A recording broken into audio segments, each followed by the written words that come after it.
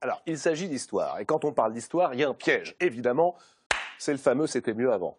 Ah, alors celui-là, qu'est-ce qu'on l'entend en ce moment? Je ne sais pas si vous avez remarqué, c'était mieux avant, pour tout, pour le climat, pour la vie quotidienne, etc.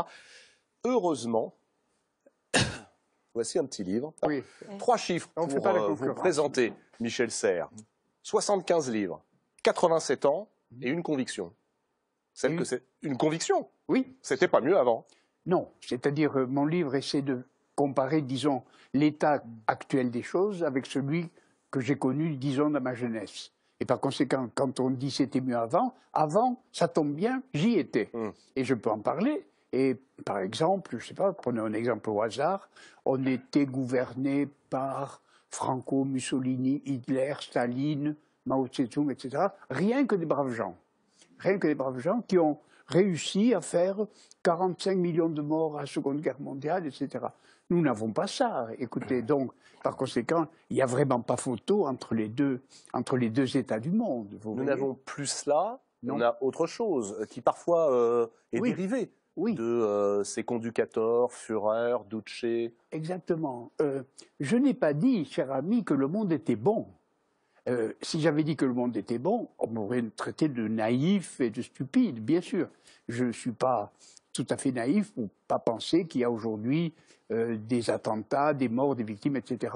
Je n'ai pas dit que le monde était bon, j'ai dit qu'il était meilleur aujourd'hui qu'il n'était il y a 50 ans. Voilà. Précision indispensable pour justement rentrer à grand renfort de malice, d'humour et d'érudition dans les différentes raisons qui vous font dire non, ça n'était pas mieux avant. Alors pour le comprendre, je vous propose tout simplement d'aller chercher quelques mots qui, je pense, devraient nous éclairer sur votre propos et sur votre démarche. Regardez, c'est le mot guerre.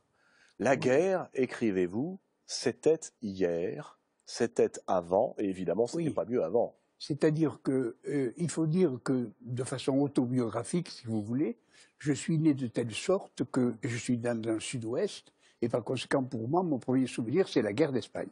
Bon, première guerre. Deuxièmement, par la suite, dès 1939, il y a eu la Seconde Guerre mondiale. Vous vous en souvenez de cette guerre d'Espagne? Vous aviez 3 ans à l'époque de la déclaration de la guerre d'Espagne. Oui, parfaitement.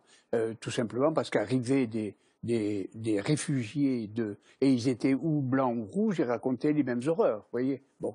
Puis ensuite la guerre mondiale, puis ensuite les guerres coloniales, puis moi-même quand j'avais l'âge de porter les armes, j'ai dû faire l'expédition de Suez, etc. Donc toute ma jeunesse était la guerre, la guerre, la guerre, la guerre. Et tout d'un coup, nous vivons en paix. Et nous vivons en paix depuis 60, 70 ans, vous voyez, qui est un intervalle qui n'était jamais arrivé dans l'histoire. Et donc, nous vivons probablement un moment exceptionnel. Alors voilà, c'est ce point sur lequel il faut revenir. Vous le décrivez très bien en quelques pages. On n'a jamais eu, en réalité, 70 ans de paix de manière continue en Europe depuis... on monte très très loin. Il y a des historiens qui ont fait l'évaluation de ce qui se passait avant, n'est-ce pas? Et il y a même un historien qui a essayé de faire une sorte d'évaluation entre 3000 ans avant Jésus-Christ et maintenant. Et il s'est aperçu qu'il y avait entre 5 et 8% de temps de paix. C'est-à-dire que c'était la guerre perpétuelle. Voyez. Et or, il se trouve qu'en effet, depuis maintenant, voyons, 60, 65 ans, nous sommes en paix. Et alors, je voudrais dire quelque chose à ce sujet. Si vous tapez sur Internet « cause de mortalité dans le monde », vous allez avoir un tableau de chiffres officiels. Et quelle est la cause de mortalité la plus faible? Eh bien, c'est guerre, violence, terrorisme. Et nous pensons l'inverse. C'est pour ça que j'ai fait ce livre. Ce livre, c'est un livre gai, si vous voulez, mais pour dire, voyons, prenez conscience de la réalité des choses. C'est-à-dire que malgré l'horreur du terrorisme, malgré la pression que le terrorisme aujourd'hui en France peut générer, vous dites, nous ne sommes pas en guerre. Nous ne sommes pas en guerre. Finalement, c'est un monde meilleur que celui d'il y a 70 ans. C'est ça. C'est ça? Oui. Et puis d'autre part, en effet, les attentats, ce n'est pas la guerre, les guerres civiles ne sont pas les guerres, ce qu'on appelle les guerres symétriques, etc. Il ne faut pas oublier quand même que la Seconde Guerre mondiale, comme je l'ai dit tout à l'heure, a fait 45 millions de morts. Aujourd'hui, on est très très loin de chiffres pareils. Éric Vuillard, vous qui dans vos livres vous intéressez aux causes et parfois aux causes qui semblent insignifiantes sur le moment, est-ce que vous rejoignez Michel Serres dans l'idée que par exemple le terrorisme, qui peut sembler moins important qu'une guerre, finalement, nous met dans un monde meilleur que celui d'il y a 70 ans? Disons que si on en reste, en tout cas, ce qui se passe en Europe, en un sens, c'est certain. Le mot de guerre est très excessif, mais le problème est que, vous disiez nous, nous, tout dépend de ce qu'on entend par nous, parce que par ailleurs, beaucoup d'autres parties du monde sont en guerre, et surtout ce qui a changé, je suis tout à fait d'accord, c'est que les grandes guerres stratégiques, en un certain sens, semblent appartenir momentanément, en tout cas, au passé, mais on a un autre type de guerre très asymétrique, c'est-à-dire nos États mènent un peu partout des guerres qui sont comme des opérations de police, au fond, qui pour nous, effectivement, représentent peu de choses, plus d'envoi du contingent, la jeunesse peut vaquer à ces saines occupations, mais des militaires spécialisés qui viennent d'ailleurs souvent de l'Empire, au fond, qu'on recrute à Cayenne, un peu partout, eux vont se battre au Moyen-Orient. Donc c'est tout de même un état, je trouve, de paix tout à fait relatif et surtout très asymétrique. Et ça me semble ça être un des points aussi notables et enfin, qui n'augure pas d'un passé, d'un futur tout à fait paisible. Alors j'ai deux réponses à ça. Le futur, je ne peux pas évidemment le deviner, bien sûr, mais pour ce que vous dites, vous avez raison. C'est vrai qu'il y a des guerres par-ci, par-là, mais il vient de paraître une étude en Amérique de 1000 pages qui fait des courbes et des études pour voir exactement où on en est de ce point de vue. Et il dit, chiffres à l'appui, que la violence ne cesse de baisser dans le monde, cher ami. Pas seulement nous, Français, mais l'ensemble de l'humanité. Et là, il y a quand même des chiffres. Et quand je vous dis de taper cause de mortalité dans le monde, les chiffres ne sont pas seulement la France. Les chiffres sont globaux. Oui. Donc il y a une baisse. Mais ce que je voulais dire, c'est que la guerre n'est pas seulement une question de chiffres, en tous les cas, et que c'est difficile de toute façon de. Il y a aussi les réfugiés. C'est-à-dire, cette asymétrie me semble tout à fait préoccupante. Oui, c'est vrai. Les guerres asymétriques, oui. Parmi les raisons qui vous font dire on ne peut pas continuer à penser que c'était mieux avant, il y a cela. Avant, on pouvait injurier les autres sans crainte de procès. On pouvait injurier les juifs dans les magazines antisémites, par exemple.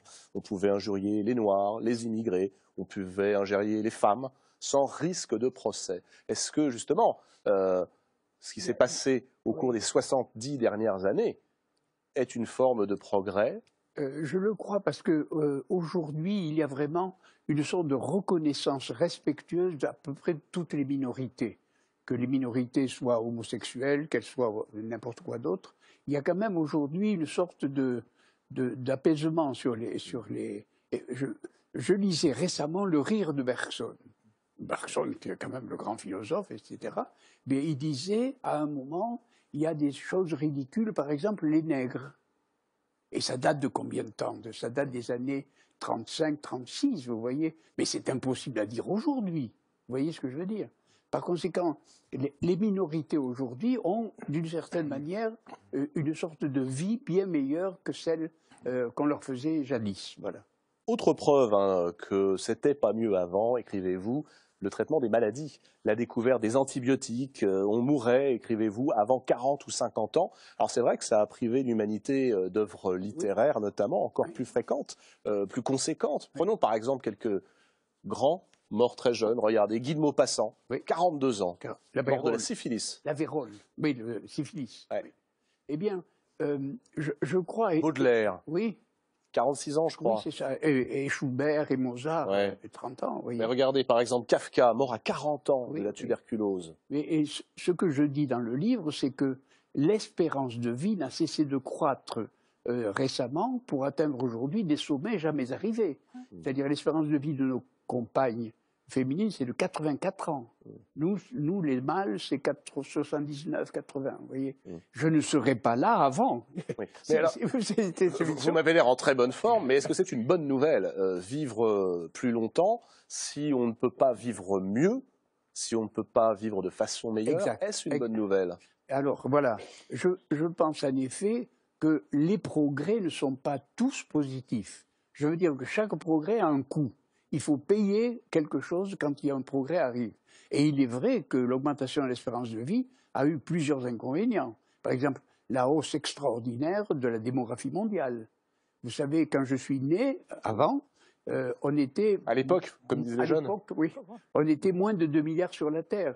Connaissez-vous une vie humaine au cours de laquelle la démographie mondiale a doublé 2 fois, 4 fois de 8?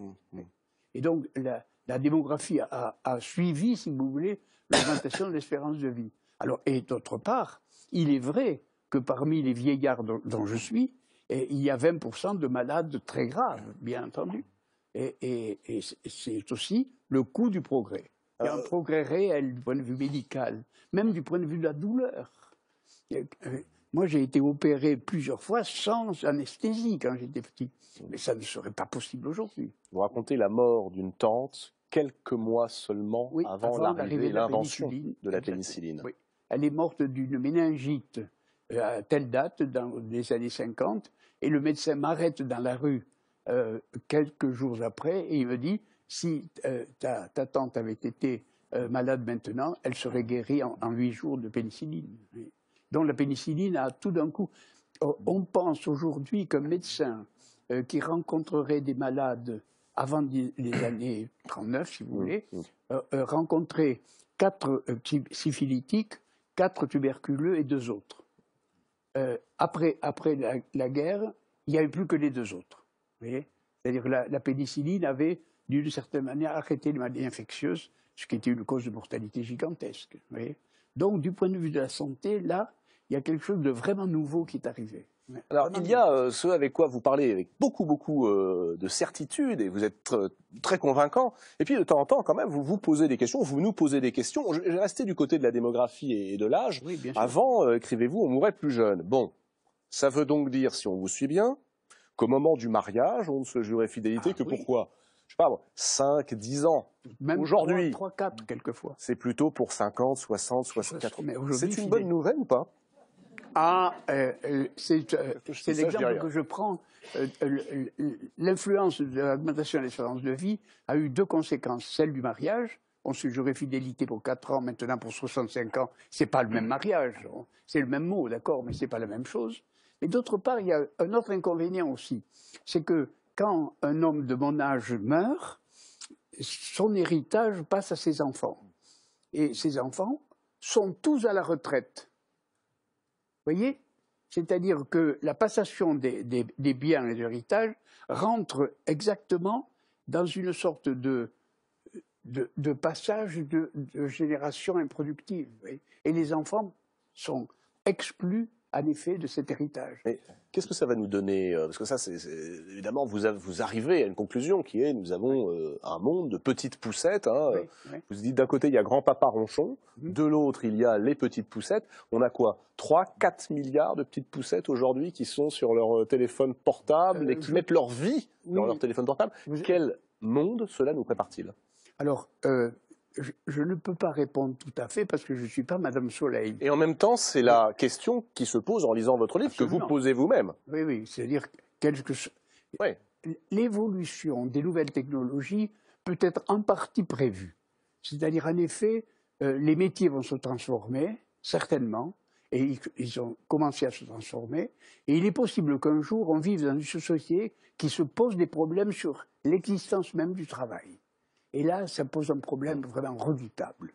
Parce que notre société est quand même organisée autour du travail. Oui. Et si par hasard, le travail, avec les nouvelles technologies, commençait à baisser structurellement, alors il y aurait une nouvelle société. Et ça, c'est celle-là qu'il faut probablement préparer. Vous êtes un optimiste, dirons-nous. Qu'est-ce que c'est que l'optimisme? D'un mot, Michel Serres, s'il fallait le définir. Optimiste, ça veut dire en langue française naïf et un peu imbécile. Vous voyez, c'est vrai, c'est vrai. Oui, ou alors un pessimiste bien renseigné. Oui, non, je crois que je pratique plutôt l'optimisme de combat. Je veux dire par là que ça ne sert à rien finalement de dire c'est épouvantable, etc. Tandis que si vous êtes un peu optimiste, vous aidez quand même les générations futures à survivre. Voilà. Et alors, c'est quand même mon métier d'être enseignant, d'avoir les rapports avec des jeunes, etc. Et par conséquent, de préparer les générations futures, préparer un monde meilleur.